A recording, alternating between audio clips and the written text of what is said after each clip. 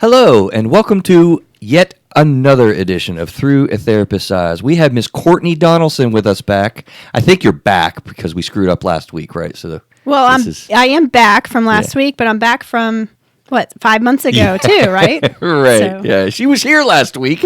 I just screwed up all the timing of everything. That's why we recorded on a Saturday instead of the normal day of Thursday. So I am Chris Gazdick, a mental health and substance abuse therapist since 1995. Believe that or not. Got the book out, Re-Understanding Emotions and Becoming Your Best Self. We welcome you to Through a Therapist's Eyes, where you get to have personal insights from a therapist in your own car and in your own home, in your own time, and in your own way. How about that? This is not the delivery of therapy services in any way, though you get to see the world through the lens of a therapist. Give us 5-star reviews. I guess we'll take 4 on Apple, iTunes, Spotify, and all that. I thank you all for listening. We have listeners around the world, and I am super grateful about that. Thanks for hanging in with us. Hang with us through 2022. We've got some cool things that we're doing. Got an announcement about that in a moment. This is the human emotional experience, and we do endeavor to figure that out together. Mr. Neal, grab your microphone. I am super excited about this announcement. I've been playing around with it for a minute, Cortney, and we've grown. We've done new things, Facebook Lives. If you're listening to the podcast version, you'll see this long beard. And we have a YouTube thing. We got the Facebook Live. This sucker's coming off soon, I think. Yeah. Yeah. I think so. You think so? Casey was like, yeah, you can't decide if you want it short or long. And I asked my wife, I was like, do you like this at all? She's like, Although it makes you look very old, psychological. Dude, I didn't say that. That ain't right. I think with wives, they either like it or they hate it or they like it or they love it. And my wife is kind of this, like, if it gets too scruffy, she's like, you got to shave it. Yeah, well, she was nice enough not to say she hates it. Thank you, Lisa. So the announcement. Yes. Ta-da! Drum we roll. arrive at. We're announcing that we are going to have a merchandise component of Through a Therapist's Eyes. Very cool. The newest, coolest thing. And I'm excited about this because I think that it's going to be really popular and neat that people can really support the show in a way that you'll engage the cool quotes and the things that we say. We've been kind of storing them up. Right now, we're starting with just our logo on Redbubble. I guess, do you know what Redbubble is? I do not. Okay, you're like me. Evidently, it's like a big thing. Everybody knows what Redbubble is. Neil, what's Redbubble and what are we doing, brother? Redbubble is one of the probably more popular print-on-demand sites. So basically, you upload your images, your graphics, and they have a whole network of printers and distributors. So it's a great way for people like us because we can create graphics, put them out there, and we don't have to store the inventory and manage the logistics of shipping it. So yes, what we're going to start with is we have the logo ready, and we also, I had you write that, let's figure this thing out together. Yep. That's kind of the show slogan. So I had him write it, and I basically digitized it. So we're going to have coffee mugs. Trouble is, can they read it? Yeah. It's readable. It's readable? Yeah. Okay. I think so. we'll have Cortney look at it later and see if she can actually read it or not. But you might need to edit, as the editor, my signature. Can you do that? Is it too late for that? If so, I'll just say it's perfect. Just I can change it. Tell it's me fine. what you want me to say. So that's the start of it. We're going to start with that. But the idea is we want to start making things with magnet stickers, with a lot of these quotes, because a lot of these quotes are great things for people to have to remember, especially when it comes to their mental health. And so the goal is, as you start spouting your infinite wisdom with your great sayings and quotes, because I really love the stuff you come up with, we're going to start making it to where you can get those in different types of platforms. So what we need from everyone is say, you like, you don't like, what do you want, don't want, because I'm sure there's a lot of people that use Redbubble. They know the 200 items you can get on these things, and let us know what you like or don't like. Given the content and that these are kind of therapist slogans and mental health things, I wonder if they have mirror clings, for like your bathroom mirror or something. You can do stickers. Stickers? I don't know if I saw mirror clings. I know they do stickers and magnets. One of the things I am going to push, because I love this idea, is I designed a layout with a logo that says, let's figure this thing out together, and it's a puzzle. Oh, I was going to talk that one up. And I love the idea, because it's like you can get this as a puzzle and then work it That's together. It really is cool. So- I was going to talk that particular item up. I That's think cool. that's Neil's brainchild. I mean, and I think that's absolutely cool. Being able to have, and puzzles have become so popular in the pandemic. And I don't I love mean it 'em. for this to sound like some promotional thing for us to make millions of dollars, but we do need money for the show, and that is a real reality. And this is a great way to support us. I'm not going to lie about that, but you got a puzzle, and it's like, let's figure it out together. Like, that's Neil's brainchild. And I think that's just absolutely awesome. I was hoping to get a yoga mat, but Redbubble doesn't make yoga mats. don't make yet. yoga so mats I'm going yet. to keep an eye, because as soon as they do, I'm putting something mental health on there, because yoga is a great self-care. Absolutely. Yeah. And what have you said? What's the cornerstone of mental The health? cornerstone of mental health is self-care. That will be a quote, by the way, that we will Right? put on some And graphics. I say that all the time. And these are meaningful things, guys. Like, you have a journal that's on there. I know they have journals and things that are good daily reminders, like, cell phone cases. And, so when you hear something, maybe you actually pop it to us in an email and say, hey, I want that quote on there. We'll make it happen. Because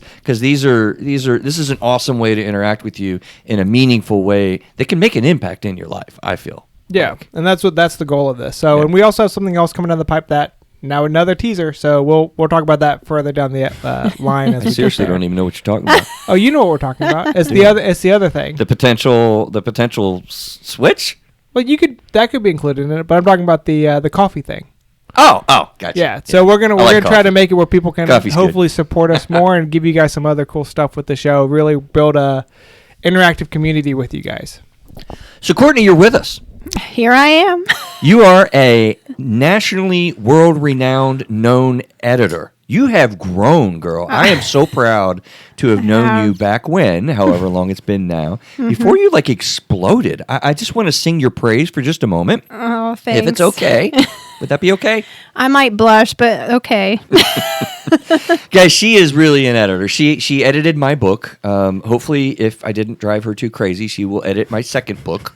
And she is awesome at what she does. Honest to God, she cares about what she does with editing services. She's she's kind of energizing herself with her life mission. How does it say? To bring people's stories to life. Is that Giving voice to stories that matter. giving voice to stories that matter? I screwed that up. I No, it's apologize. fine. It's not your slogan, it's mine. She does ghostwriting, and that is a service that she will write your book for you. And the cool thing about that really is that, she gets to know the people she's working with and understands their tone, their dialect, their tendencies, their interaction, and their story, and literally will write it for you. And you're really, really good at doing that because you've been in the literature world for I don't know, ever maybe. So how did they find you? How did I do with what you do? And give them a phone number to Well, call. thanks for that. Yes, my company name is Vocem, which is Latin for voice. And so the website is yourvocem, yourvocem.com. And there's an email on there and phone number that you can reach me. What is the phone number? It is area code 704-608-2700. Yeah. Call her and just consult. I mean, there's a lot of people that have stories out there, and writing a book, I can tell you, it's challenging. It's like crossing an ocean. There are so many people that have beautiful intentions to share their stories, and I hear them in my therapy office a lot, and there's a lot of books in there, and you can help them with that, because we need to be able to talk about these things when it's domestic violence, substance abuse, dealing with anxiety, my true experience with OCD, or having a bipolar parent, or my travels through heroin addiction with my kid. I mean, I'm just actually thinking of literal books that are in our group of Morgan James Publishing. They're real. Exactly. And that can be you through and with the help of either That's editing. how we connect with stories. Yes. That's how souls connect soul to soul with stories. Yes. So Soul to soul with stories. there you go. I love that. I love that a lot. Okay, so have you ever had a difficult boss, Cortney? I have not, but my husband has. And I might be my own difficult boss at this point in my life. Who knows? I can say, Casey, you don't have to speak up, or DW. I know I can be a difficult boss. Can I make that statement? Oh, sure. You know, Go right ahead. Say it to the back. I try to say it to the back of the room. I try, but it's tough. And I think the point that I want to maybe get out the gates here with this is what we're talking about today is an intimately involved relationship with somebody that is managing you. And that inherently has all kinds of emotional realities that come right up in the gate with that. Right. Because we're people. We are people, and people have all sorts of insecurities and doubts, fears, frustrations. We are complicated creatures. We are. How's that for a quote? People are complicated creatures. I don't know. Do we want to do that one on a coffee cup? Well, on a coffee cup, that might not be bad. People are complicated creatures. Yeah, that might not be bad. Therapist's eyes. Hashtag bad boss. No, I'm just kidding. No. That's too much. So here's the way I want to start this topic, and it's actually something that I've thought about a lot. Okay, so I have started to do more public speaking. I made a comment about that last week, and this is a public speaking gig that if you have companies that you're with, I would love to talk with you about this topic. It wouldn't be my hit of methodical management of mental health. That's a talk that I do. This would be like a different thing, and it's something that I really would love to get geared up at some point and talk with corporations and bigger companies especially. Or I guess actually I shouldn't say it that way, because small intimate companies that are family run have this as well. That's an interesting point, Chris, because a lot of companies will hire consultants, but they're coaches. Yeah. They're not mental health professionals with the expertise and degree, but that would be huge Absolutely. to have as a coach for the interpersonal relationships that occur at work. Because here's what happens. These consultants, and I'm not downing anybody here, so don't send me the hate mail. Right. Okay. But it's a different arena. What I'm saying is the core component that a lot of those services operate by are done through personality inventories. Right. Oh, that's a great segue, Chris. I have the paper here. Yeah. You see? And the reason why that is frustrating to me is those personality inventories are catchy, they're cool, they're fun, and you can make a whole presentation out of it, and that's what a lot of people do for a lot of money. And here's the deal. It's not valid. It's not doing a good service. Do you want to know my Enneagram number? Your what? Ideogram number. Enneagram. You haven't heard that personality assessment? What is that never one? mind. We don't need to go down that rabbit hole. Yeah, maybe not, because there's so many of them. There's these ones where you can be a goat, a cow, an elephant, or an owl. Okay, that's your personality inventory. And there's some good stuff behind it. Right. But I really want you to hear and understand personality inventories are now kind of found to be invalidated, even though they're interesting and fun. And I've got some things that I was looking at to back that up. This is just Dr. Google, actually. It's unreliable because a person's type may change from day to day. That's the reality. That's the truth of personality inventories. It gives false information, bogus stuff, one researcher put it. The questions are confusing and poorly worded. Vasmir sums it up as shockingly bad. Now, a while ago, I think I saw the article or the study that this Vasmir guy was a part of. It wasn't a part of this. It's just what come up. But what they did is they began to research somewhere when personality inventories became popular and fun. I remember doing an in-service on the Myers-Briggs personality inventory. Very cool stuff. One component of the 4 that they operate on is introverted and extroverted. Everyone knows what those are. Right. The other ones are like intuitive and feeling, judging and thinking, and I forget the last one off the top of my head. Perception and something. Yeah, judging and perceiving. Right? And they're cool domains, and they have neat questions, and you'll do it almost like horoscopes, like, wow, this is cool, this fits me. And the idea is, if I can understand my boss, and my boss understands my personality inventory, we'll get along better. But in the heat of the moment, do we really sit back and say, what is he? A dog, a cat, a cow, a sheep? We and do what not. am I? No. We do not. We have to manage our emotions. Exactly. I want to replace, and this is key, this is huge, right? I want to replace in this intimate relationship that you have where you're day to day to day, you're spending more time with your boss and your coworkers than you do with your wife or your husband. That's kind of a reality here in the way that we live. I want to replace the personality inventories with an understanding of emotion-focused therapy. There you go.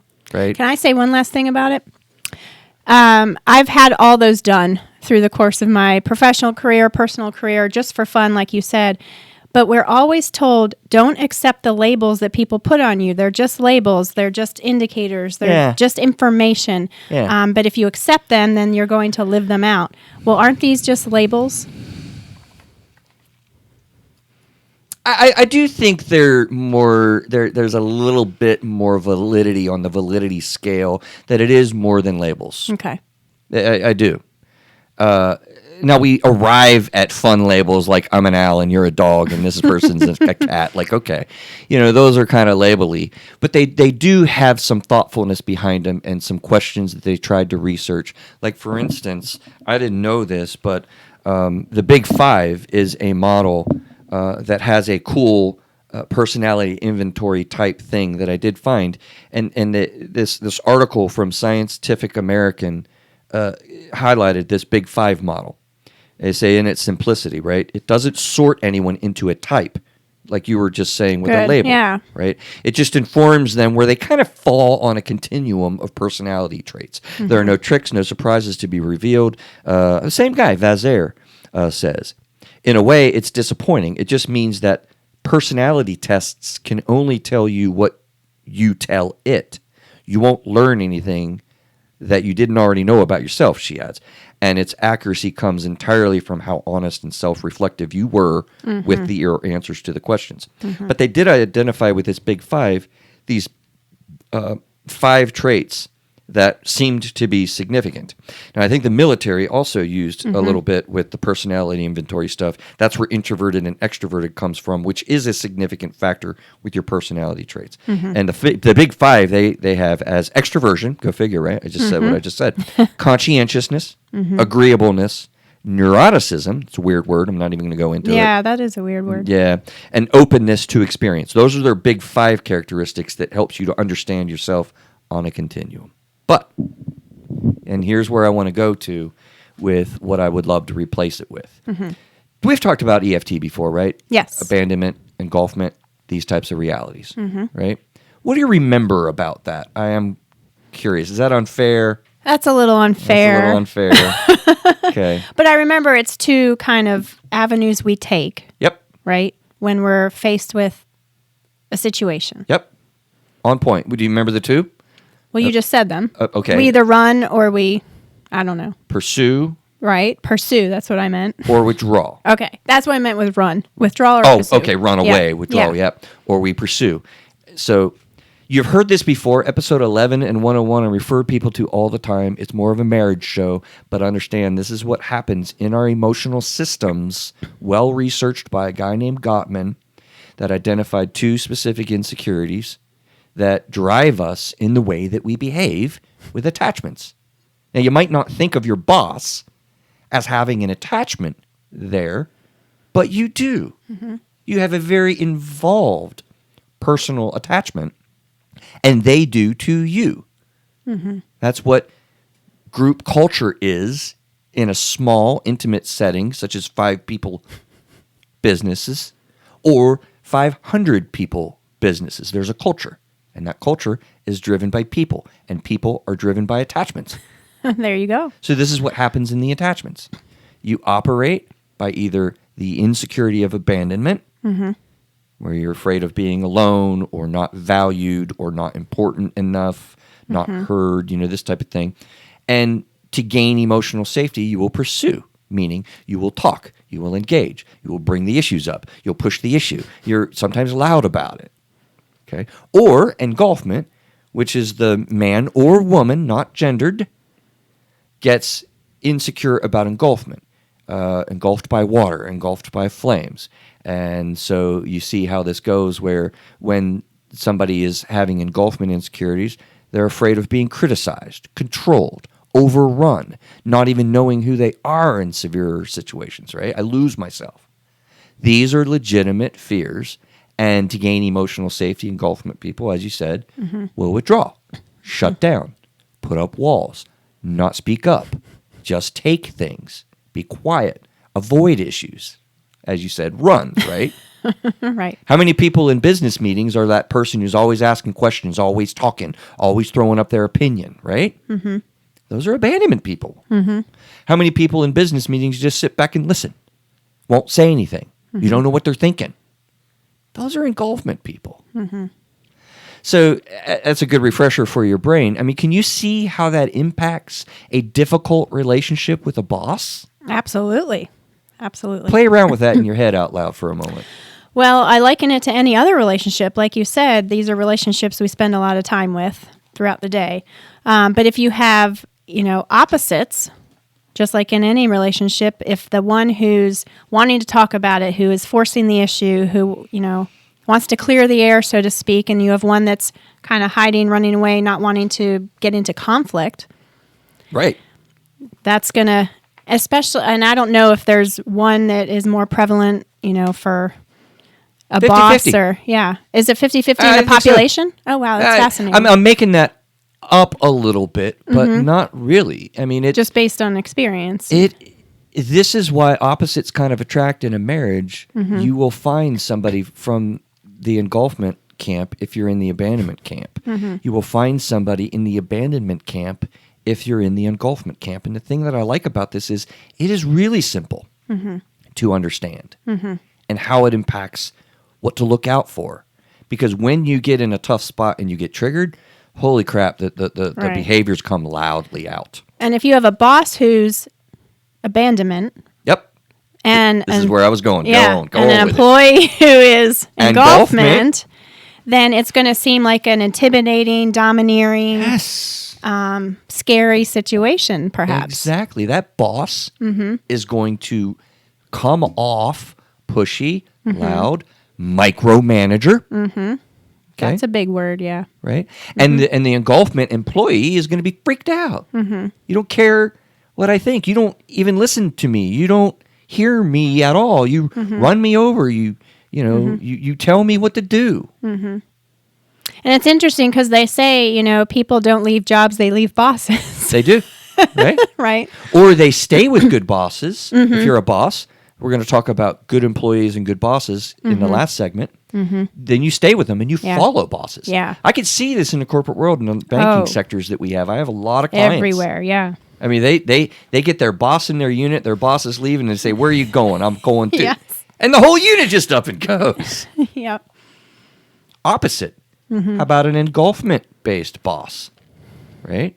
Their door's kind of closed. They're aloof. They're not really providing a lot of structure.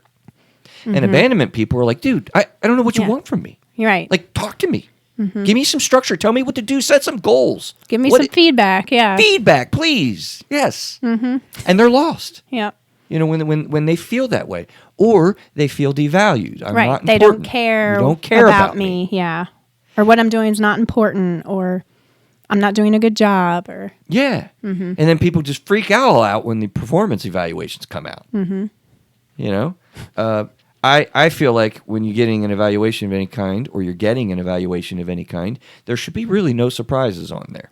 absolutely. Now, that comes from an abandonment perspective. 'Cause I'm going to be talking to you all year long. I'm going to let you know what is the concern and how to adjust. And then at the year's end, when we're reviewing, But that's my own slant. So when I have an engulfment person that comes at me with a performance review at the end of the year, and I haven't heard anything, I'm sitting there like, what are you going to say? Is this... Right. I don't know what to expect. I'm freaking out. I literally don't sleep the night before. People get wiry with this stuff. So really, if you are out there and you have a company that you'd love to get some content with this put together, we can really work with that, at your agency. I'd love to, to talk with you and contract and figure some of those things out together with your company.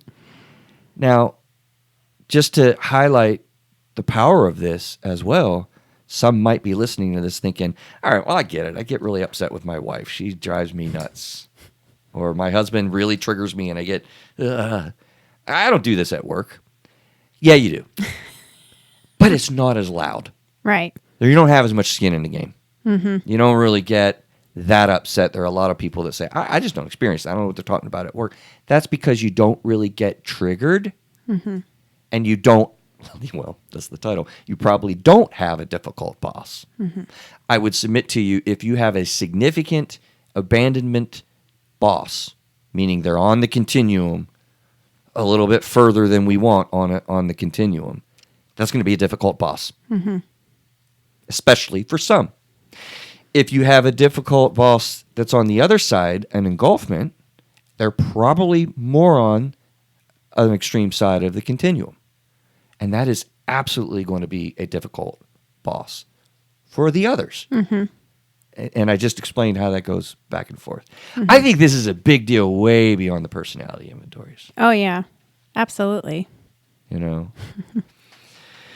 So let's look at another thing that I really want you to think about in the context of the emotion-focused therapy. Okay. Let me dial into your mind, Courtney, and use you as an example, right? Okay. When you're looking, I know you've done some public speaking on marriage, and you were on our show earlier talking about it. What do people tend to do in marriage from an abandonment perspective when they're really triggered? Do they examine what's going on with me, or do they blame the other? We'll give it a multiple choice of 2. I don't want to say blame the other. That's what they do. Oh, no. That's what we do. You say we. I have done that. I am so sorry when I do that. Yeah, I know. I'm there with you. That is a natural state that we land in because we're not always on point and in tune with ourselves. But here's a newsflash. When you get a lot of interference, when you get a lot of, you feel it. I mean, people get into situations with difficult bosses where they just, waking up and realizing they got to go into the office is a drag. It's terrible. I know people who have spent Sunday nights crying because they had to go to work the next day. Right. Oh my gosh. Yeah, because that's of a lot. difficult bosses. Yeah. It's a lot. It's tormenting. This is next comment that's coming out of my mouth is not going to feel nice, Uh-oh. but it's the truth. As much as I can see from my eyes and perspective, when this is happening, you're much more effective to look internally with yourself. What's going on with me that this big energy is created? The good news is that's what you're empowered to do something about. You can't really deal with what's going on with the other person. Right. So when you have that energy, you really need to kind of turn your focus to, why am I so worked up about this guy at work?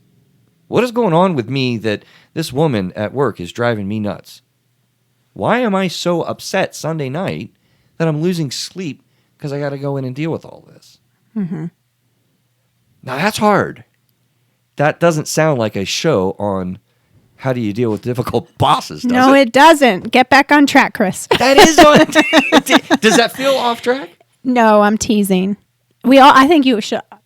I say we as the abandonment crowd, along with you. We're on the same boat. Yeah.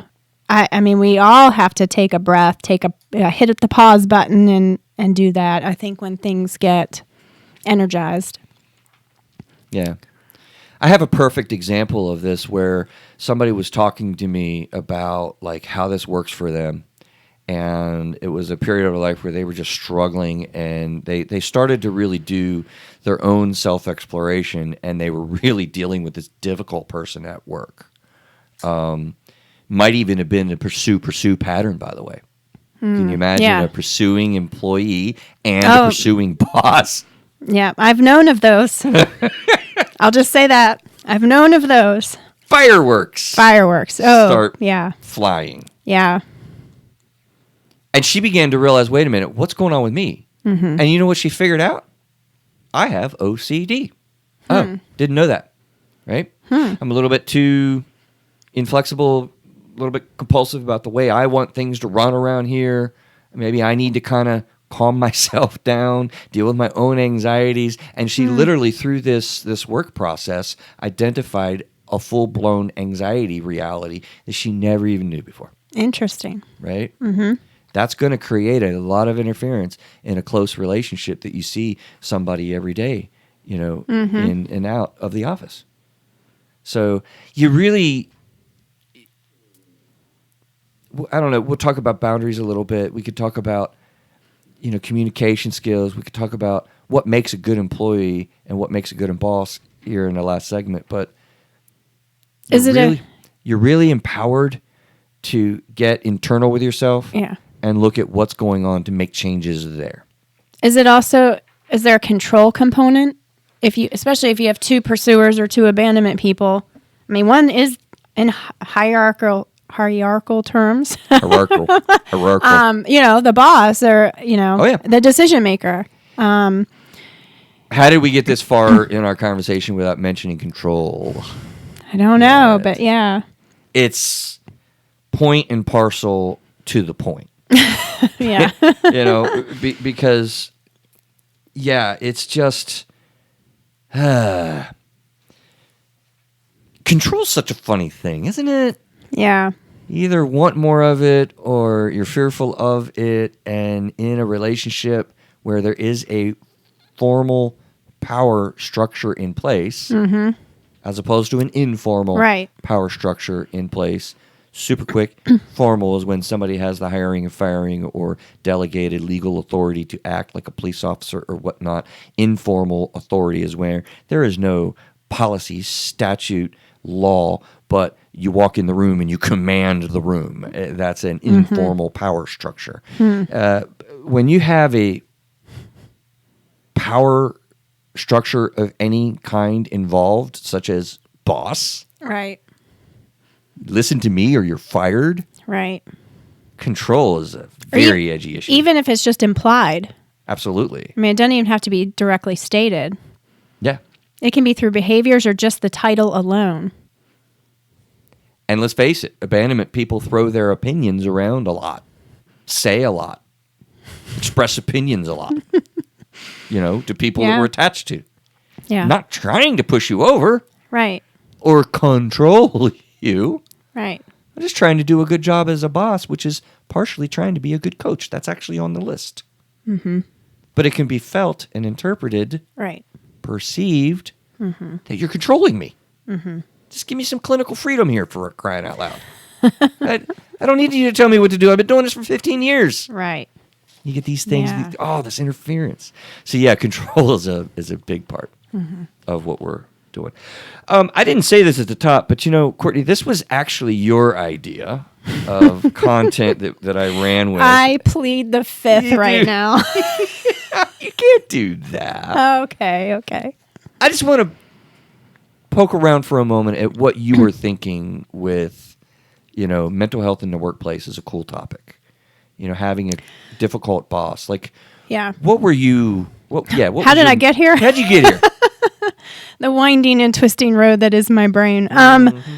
No, I was thinking about mental health in general terms in a lot of different, venues, a lot of different environments, a lot of different systems when I was brainstorming. And so I came up with a few systems. I won't say what the other ones are in case you don't pick them.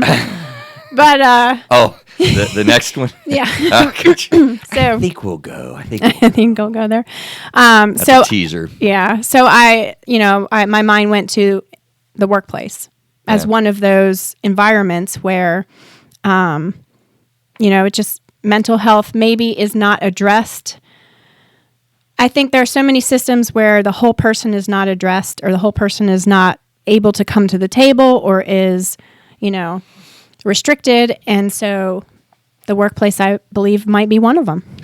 There's a lot of mental health in the workplace, I feel like. Mm-hmm. There's a lot of feelings that we're dealing with. There's a lot of emotions, flying around. Mm-hmm. I didn't sleep super great last night. I was kind of a little bit tired today. Mm-hmm. Thankfully, I felt okay. But how many times do you have a difficult thing with, I don't know, let's just say your neighbor out there? Mm-hmm. I'll give a shout out to Kevin. He's my neighbor. Kevin drove me crazy. He cut down all the pine trees in his backyard. If Kevin's listening to this, he's laughing his butt off right now. He is cracking up. I hope so. He is cracking up because he's not going to take the pine trees down, are you, Kevin? But you get upset about that, and you have emotions about that. There's an attachment that's going on there, and there's a lot of interference that you can get into. And then when you don't sleep well and you're irritable, you're bringing other emotions to the workplace because Kevin cut the pine trees down. Right. Isn't that ridiculous? And every boss hopefully has a life outside of the walls of the workplace. Yes. And so they're bringing in just as much as any of and their employees are. They are real people. Yep. You know, as a matter of fact, you missed the conversation, but when you look at, developing your vision, which is what we talked about last week, and this is kind of a nice caveat going deeper on those issues that Matthew and I talked about. Because bosses, entrepreneurial-minded people, even if you have a company of 100 people, there's one owner, and the loneliness that is. We talked a lot about that last week. That's tough, man. Yeah. That's hard to be in an emotional position that way, day in and day out. And so they are people. Right. And just the stress of decision making day in and day out and delegating and everything that goes with it. There's a lot of business books out there. Yeah. There are. And that'll guide you, but live in it. Yeah. You might be interested, since you were thinking about that, to listen to that one, Cortney. We talked about the 12-week year, which is an awesome book. My master. You know that book? No, we had mentioned it before I left. Yeah. Oh, yeah. We were talking about it. Yeah. And they had an awesome, flow chart, or what is it? Pattern that you go through. You check this out from last week, but uninformed optimism moves into informed pessimism.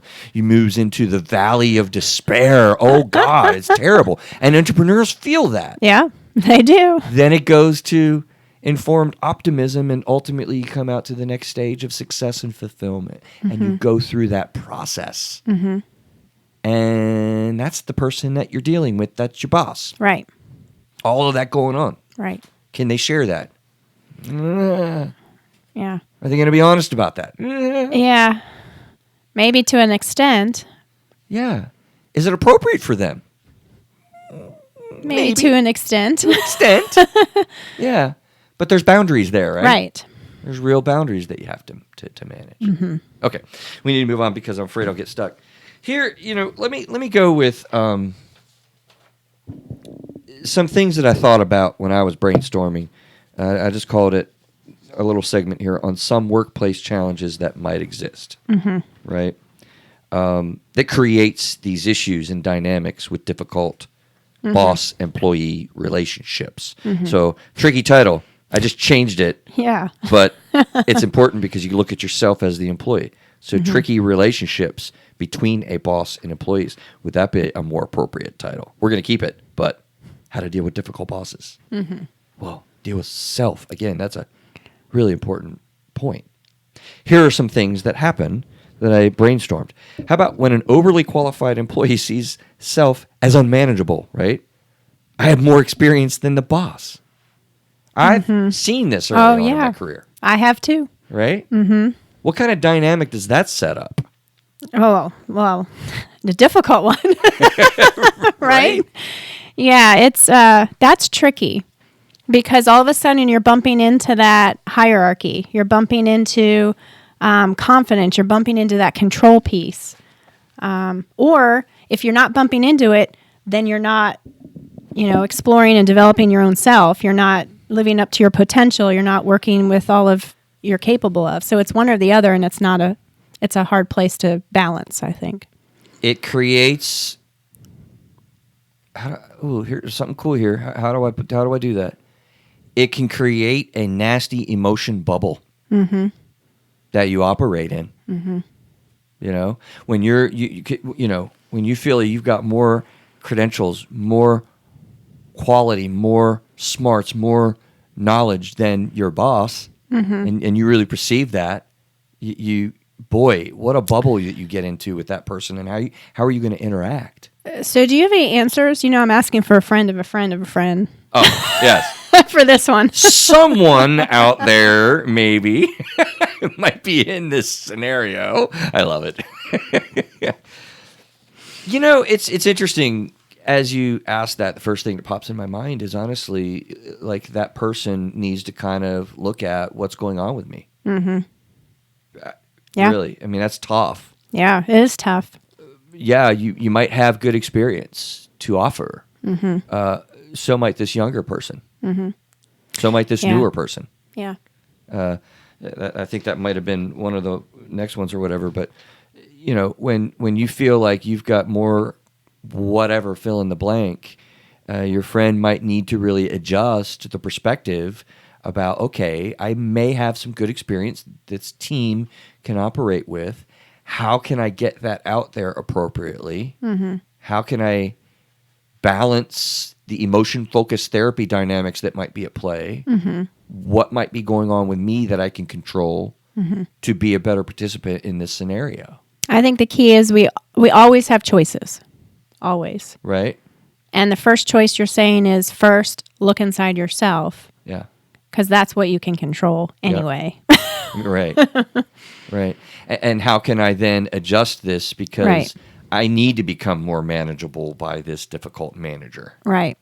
It just seems backwards because we want, I know. The It other doesn't seem person. fair. right? Just the injustice is just hitting me right now. Yeah. Well, I'm glad you said that because you could feel that way. Yeah. I know what Absolutely. I'm talking about. I've been doing this for 25 years. This Yahoo comes in here and tries to tell me what to do. Like, I can't abide by that. Well, okay, interestingly, if you're from the abandonment perspective, you're probably going to be loud about that and shutting this person up and confronting at every turn. That's not going to be helpful. No, that'll just make it worse. You might come at that position from an engulfment perspective and kind of just shut down and not do work and develop resentments. Yep. And that's not going to work either. That's what I'm saying, Chris. Right? Yeah. No, it's. But if you come from the engulfment perspective, you can say, okay, I do have great experience. I really need to speak up a little bit. If you come from the abandonment perspective and you come from that experience of having a lot of experience based compared to your employer or manager or boss, maybe I need to tone it down. That's directly opposite based on what's going on with me. Right. And that's a really great place to start. I don't know. Is that an answer? Sure. Yeah. Right? Oh, boy. How much time do we got? The next thing that came on my brainstorm. You didn't even hear the implicit bias episodes, maybe, that we did. I don't even have time to go deep into it. Most recently, who did we talk about that with? Matthew was on last month, and we talked about implicit bias. We all have them. Yeah. So in super short, what are they? Do you Well, know? they're, I don't even know if they're conscious, but they're biases or ideas or perspectives that we carry that come from before or experience or something that we don't even maybe know that we have. Absolutely on point. They're Oh, real. good. And if you doubt that they're real and if you doubt that you have them, I challenge you Yeah. to listen to the episode about 3 or 4 ago, and I will prove to you that you do. Oh, we 'Cause all do. We Yeah. all do. We all do. Right? So think about this, right? When implicit bias may be active, these are different workplace scenarios. Boss is too young. They're from another culture. They come from the outside of the culture that we already have here. These are like literally thoughts that are conscious even. But what if they're implicitly believed? You're in for a pickle. Right? Right. Because your implicit bias is going to be a part of this interaction. Or if the manager or boss has the implicit biases against you. Right. Now, comically, I will say, Cortney, I don't really have the problem of ageism anymore. Anymore. That's actually one reason why I began to grow my goatee. Early in my career, I grewed it so I would look a little older. I grewed it. That's right. I said grewed it. I didn't even notice that part. I was just laughing at the whole thing. Right? But you can be receiving these things potentially, and that gets yucky and that gets sticky. So again, identify it that's what's triggering you. Now let's just stay with ageism. My boss is picking on me. He's on my case because I'm young. Makes me feel like I don't know anything that I'm talking about. Well, right? You got to realize that that's what's bothering you. Sort of shutter that back And then how can I step into demonstrating that I do, yo? Yo. I said that as a young person, right? Right.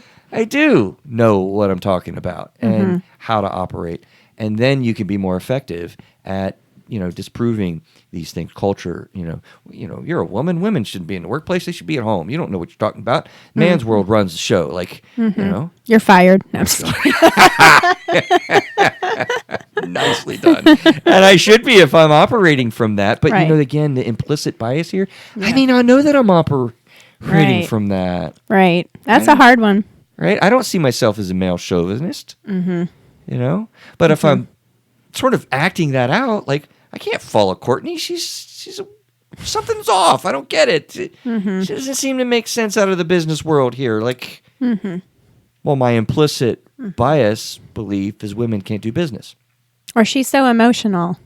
Right. Ding, ding, ding, ding. Goes back to the abandonment. Yeah. Or the I engulfment. knew you'd like that. Perfect. Because it all plays in. Yeah. They're too emotional. They're too erratic. They're too impulsive. They're too, I'm an engulfment person, and we want to be logical. We want to be concrete. Let's develop a correct vision and a direct plan. And stuff just flies around. Yeah. How about an overall lack of professionalism? Boy, how much time do we have to spend on this? Because I thought that we might camp out here just a little bit. But I want to get to what makes for a good employee and a good boss. What do you think about professionalism in the workplace as a part of a difficult relationship with your boss? My first thought is to be professional. I think of respect. I think of communication. I think of openness. And I think people forget when they think about being professional about being vulnerable. Oh. On point. What do you mean? Those are my thoughts. I think when people walk through the door of the workplace, so many of us strip away the vulnerability in fear of being too emotional, not good enough, unprofessional. Never let them see you sweat. Right. And so, I think that's a huge factor that decreases communication and probably decreases the Productivity. courage. Yeah, productivity. The competence level of the employee or the boss. Or the group. Or the group. Yeah. Right? So. Yeah, that's neat that you went there because, it's interesting. Dr. Google definition, right? The competence or skill set expected of a professional. Well, thanks a lot, Dr. Google. Are you sure that wasn't Dr. Webster? Inadequate. Inadequate. And you should never, I'm an editor. You should never use the root word in the definition when you're trying to define a word. Did they? Yes. How did you do that? Oh, wow. The competence or skill expected of a professional is professionalism. Thank you. Tony That's Gall, very helpful. She is good at what she does, man. That is on point again. Generally speaking, I don't want to venture into a bunny hole about why this is. And I think us older folk might look at the younger folk and say, well, these young kids don't know, these whippersnappers don't know what they're doing. Come on. They're young, they're dumb, social media, they don't know how to interact with anybody. You know what, Courtney? I absolutely believe, I think you're in the same cohort as I am with the Gen Xers. You remember when Gen Xers were picked at hard? Oh, yeah. I remember being told you're a dumb rocker who watches Kiss and you don't know anything about. That's a rock band, by the way. Now we're just ignored. Right? Now we're saying the same thing about I know. the next generation's coming up. They have no respect. Millennials have been destroyed. Yeah. Look, they're going to be fine. I know. They're growing up. Oh, I I'm hope proud so. of what my kid is doing. There's hope. There's a lot of hope and promise. But yet, we believe this thing, and the next statement that I'm going to say, the reason why I started that is because people would say, yeah, well, the greatest generation, they knew how to be professional. Gen Xers, we know how to be professional. Millennials and younger, they don't. No, I think that human beings generally kind of have, as a basis, a bit of lack of professionalism, and I don't know why. Does that sound like a crazy statement or off? No, not at all. No? I don't think it's off. I think the definition of professional has changed. Okay. I think maybe the newer, younger generations understand that vulnerability has to be a component because they're looking more at the whole body and the whole person. Yeah. Maybe than previous generations that were like, no, hierarchy. You respect the person ahead of you. You pull up your bootstraps and you do the work and you earn what you get. And Absolutely. both aren't wrong or right. There aren't any right or wrongs there. Right. I think you're right. Because I would not have thought of the word vulnerability with professionalism. I don't think it's on the sheet. Yeah, no, it's not. I threw it on there. I just dropped it and kaboom. And it's perfect. Because here's the way, a different way of looking at professionalism I thought was kind of cool. Where is it? I see this as very lacking, and generally folks are lacking in a lot of aspects of professionalism. The emotions are left out of what we needs managed. That's what I wrote. That was my thought. That's what we're talking about. Mm-hmm. Here's a better concept of professionalism. Professionalism involves, I actually have it all in bold here. I don't know if that was on purpose. I like it. It's easy to read. Being reliable, setting your own high standards, and showing that you care about every aspect of your job.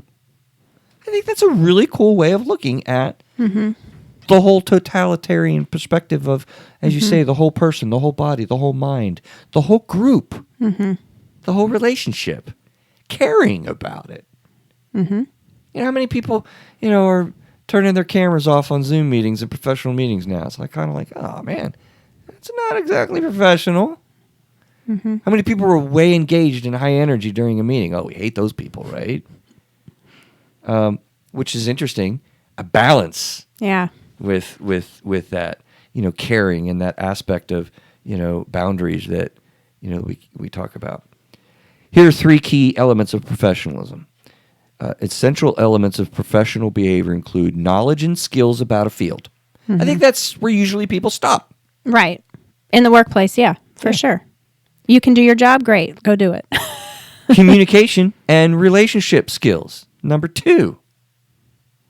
That's funny. I hear people in marriage counseling come to me and say, we got to learn how to communicate better. And I kind of laugh and I say, you can communicate fine. Mm-hmm. Never any communication problems. Same thing here in the workplace. Mm-hmm. What? There's no communication problems? No, not really. No. There are relational needs problems. I love it. Ding, ding, ding, ding, ding. Yeah, I mean, this is, again, where the EFT stuff comes into play. Mm-hmm. You can talk about business plans. You can talk about vision. You can talk about complicated algorithms with your budget. You can do all sorts of cool conversations. Marriage couples have planned a wedding. They've planned kids. They've talked about money. Mm-hmm. But, oh, boy, when they get elevated in their emotion and they get triggered when they talk about money, how do those weekly budget conversations go? Mm-hmm. Yeah. Horrible. Because your emotion kind of comes in. Mm-hmm. And so professionalism doesn't take the emotion out. It learns how to manage it in a relationship. But it denotes the management. So I just paused there, communication and relationship skills. Okay, well, at least they say and relationship skills. But the communication, that's not the problem. It's the emotion in communication and relationship skills. Thirdly, work ethic and professional ethics. Mm-hmm. Ethics are a part of professionalism. Mm-hmm. Yeah. Okay, let's hit on to the last segment a little bit here, I think, in dealing with a difficult boss. How are we doing, though? Because I don't know that we've... You asked a question. I think we came up with something. Do we have so far, just a mid-check, keep me honest, Cortney, are we answering the question how to deal with a difficult boss? Well, I think step 1 has been answered, and that's to look at yourself first. Look inside. What's being triggered? Yeah. Where are you operating from? Do you need to manage your emotions? Yeah. Yeah. Because I just thought about, I looked at what makes a difficult or a good boss and what makes a good employee, and I didn't do a lot of times in my show prep or thinking, the end is like, well, how do you manage? That's an answer to the question that we started and posed with. And there are going to be a lot of different answers because there are abusive bosses. There are toxic bosses. Difficult can be a wide-ranging, those are categories that you would handle them very differently. You know what? And I'm glad you said that because I didn't think about this, but we did this last week when we were talking about, the topic of vision and the lonely. Mm-hmm. No, I'm sorry, I just screwed up. It was another show. These shows bleed together in my brain sometimes. Recently, we were talking about narcissism. That was the last show. That was the one that just popped out. Mm-hmm. Safety is a non-negotiable reality. Right. Now, we're not talking about domestic violence here today. We're not talking about sexual abuse here today until now. Because that is a very real reality that we do see in the workplace. When you have a power structure, people are afraid to speak up, people are afraid to speak out. And I'm going to tell you, if your emotions are fearful, that's a sign, just like in domestic violence. Right. If you're not safe, if you're looking inside yourself is not going to help you. Please get to safety. Right. Safety comes above all else. And we Right. talked about that with the narcissism show. Oh, God, we could do a whole another one on a narcissistic boss, right? Have you seen the movie Bad Bosses? That's all I can. I have not. Oh, that's all I have in my head right now. I need to move on. Is it a comedy or a drama? It's a comedy. I would think. Yeah. Yeah, you could have fun with that, for sure. If you're concerned about your emotional safety, for real, and I'm not talking about my emotional safety is upset because my engulfment boss doesn't give me any structure and I'm not safe. No, I don't mean to belittle that a little bit, but that can be a big fact. I'm talking about like emotional abusive behavior, sexual touching. These are things that are not okay, not safe. You got to go. Period. Like you got to go. Right. Neil, you got thoughts there? There actually is a current event of a large grocery store chain that actually is being sued because I think a guy actually committed suicide because of the culture in the workplace. Really? So it goes back exactly to the thing where it was an unsafe situation and he tried to deal with it supposedly, but it ended up it got that bad. Yeah. And so that goes back to the extreme of what can happen. And And I can give you that link after the show, Chris. I didn't want to say the name of the company. Yeah, no, that's good. Well, Now, is it public? Is it in the story on the link? Yeah. Well, I'm curious. Kroger's. There was a branch, I think, in Ohio. I think I'll put the show notes so we can justify. But yeah, one of the people recently committed suicide, and there was all this whole thing where it was just a very toxic, his manager, and that's from what they've said with the lawsuit. Is that side of it. So now, in my previous lives, I've had many careers, and one of them was in HR. Oh, wow. And Really? so, yeah. You're a dynamic person, girl. I just get bored easily. No. Right, or that. But I mean, if you're not sure whether or not you're safe, then go find an HR rep or someone to talk to that you can figure it out, or a therapist outside of work or something. Like sometimes it's not easy to tell, and you don't know what's happening to you. Maybe you don't recognize it. Yeah, or you're afraid. So a lot of fear. You talk to someone, get help, go to HR, go to a therapist or a counselor or something. Yeah, and they'll tell you, no, I think you're way overreading this. This is not, I'm not hearing anything here yet. But they may also confirm and validate, like, yeah, wow, we got a problem. And thank you for speaking up and being a whistleblower, is that what they call it? I mean, those are super difficult things to do. Yeah. And matter of fact, I would refer you to our Moral Courage show. We're very early on in our history, like episode 5, 7, or something like that. We did a show on how difficult is it to demonstrate moral courage. And yeah, human resource managers, they're probably listening to this show just like, wow, man, I'm glad they finally got to this stuff. Probably. Because it is really, look, it is, I don't know. How about this? This is a guess. This is an educated guess. Is this type of demonstrated severity, like Neil just brought up with the current event of suicide, as common as domestic violence is? I think I'd say yeah. I mean, you said it yourself. We spend more time at work than we do at home. Right. Are suicides in the workplace because of this stuff as common as suicides from a marriage distress? Or in schools? Or in schools? Or anywhere else? I would venture to say, yeah. Yeah. And that's a sad, cold, hard reality. So we'll button this up by saying, again, safety, safety, safety. Safety comes before all else. If you're not feeling emotionally, physically, or sexually safe, then I love what you said. Tell somebody, any daggum buddy. Don't be alone and leave. That awesome salary you got is not worth that kind of heartache.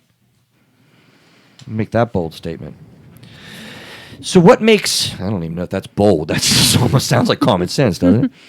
So what makes for a good employee, a good boss? I got some, and I just kind of popped on the Google thing. We got what makes for a good employee on biospace.com. What is that, do you suppose, right? Biospace.com. Confidence makes for a great employee. Great communication skills. We talked about that. Like We can all communicate. It's just how well. when we're emotional. Right. Work experience. Get yourself experience in your industry. Having a growth mindset.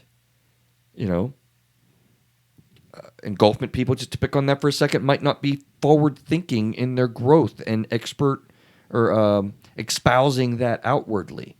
Abandonment people might be too cocky and not really understanding the type of growth we're looking for. Leadership potential, innovative ideas, teamwork, and reliability. Those are things that you think about. Maybe I liked their lists as a good employee. Now, interesting as you hear these things, right? Can you grow them? Is that something that's inherent, or is this something that can be worked, can be managed? I think, I think so. You increase your confidence. Crap, my whole industry is built on that. Right. Your communication skills. Yeah, you can learn how to manage your emotions better. I wrote a book on it, right? How about that? Go read it. Right? Work experience. Okay, well, that's something that you have to build and you grow. Having a growth mindset. Read a couple business books. Get geared towards how do you do that. Yeah, I think leadership potential and innovative ideas, teamwork, being reliable, those are things that are huge that you can grow. Yeah. Can I pull from a popular TV show for a second? Absolutely. So I'm going to call out my husband, Mark, for a second. He is a manager and also has managers. He's one of those middle people that has tough spot. The pull of both sides. Middle management. But he and I love the show Ted Lasso. All right. I don't know it. Oh, you've got to watch it. Yeah. So there is a lot of leadership and emotional health and mental health issues in that show. It's not, that show's about soccer, but you would be surprised how in a drama / comedy that this comes out. And there's a Walt Whitman had a quote that was brought out on the show. I actually now got a T-shirt that says it. It says, "Be curious, not judgmental."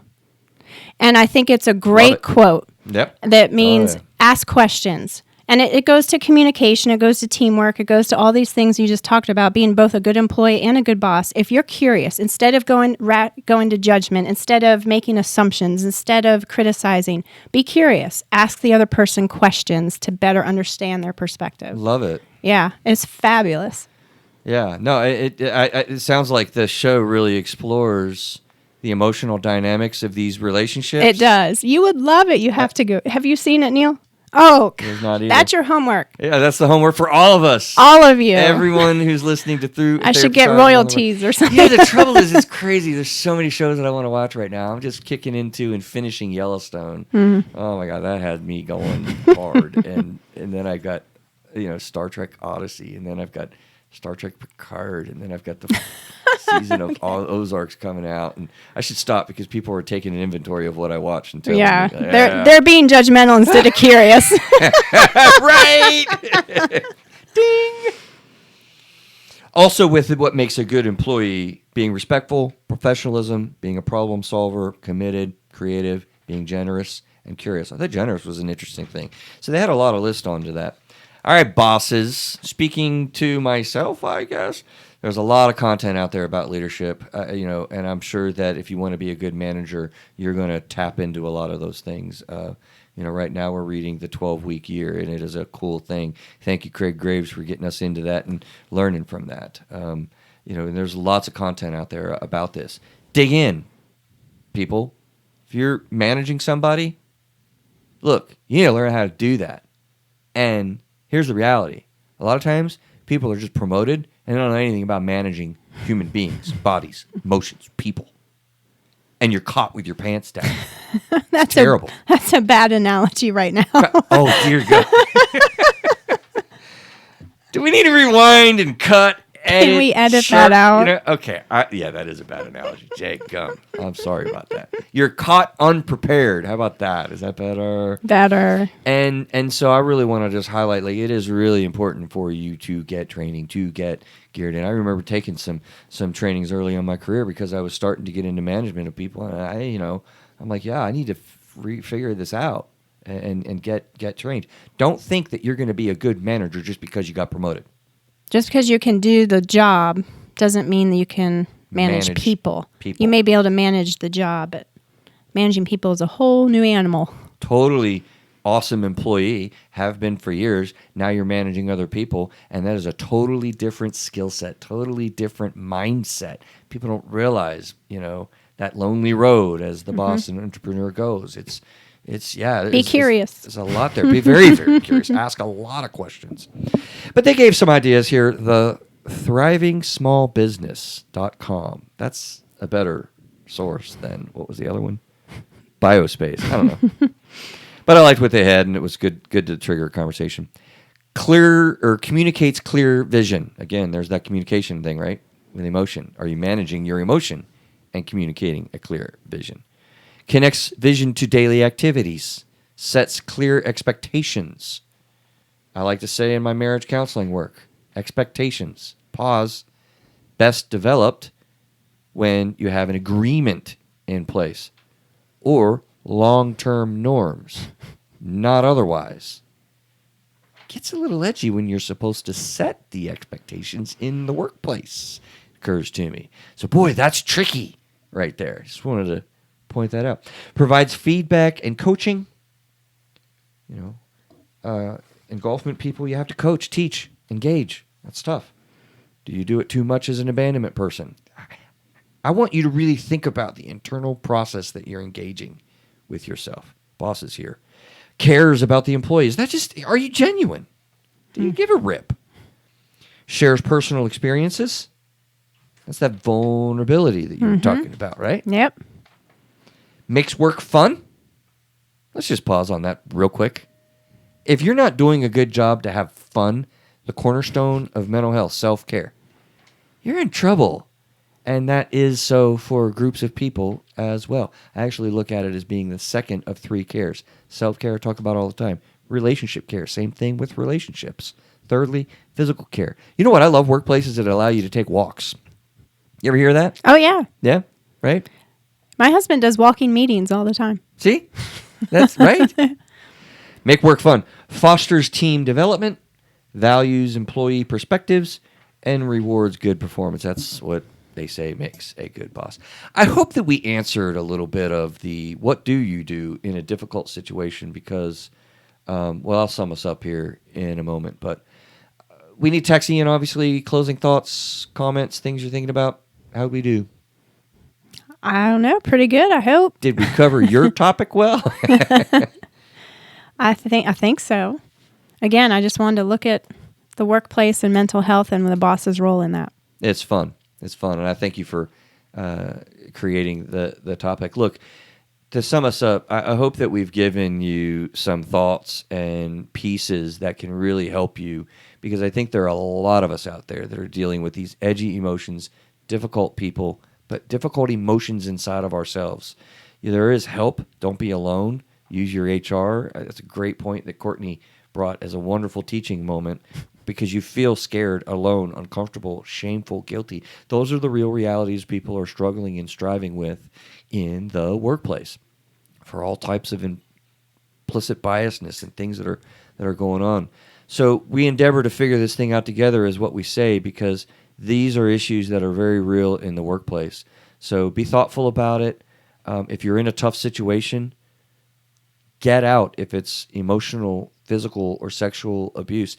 If it's manageable, we have a lot of hope about being able to manage the emotions in that difficult boss relationship. So get to it. Hopefully we've been a little bit helpful. We will see you guys next week with a topic to be determined. We'll tell you soon. Take care. Bye.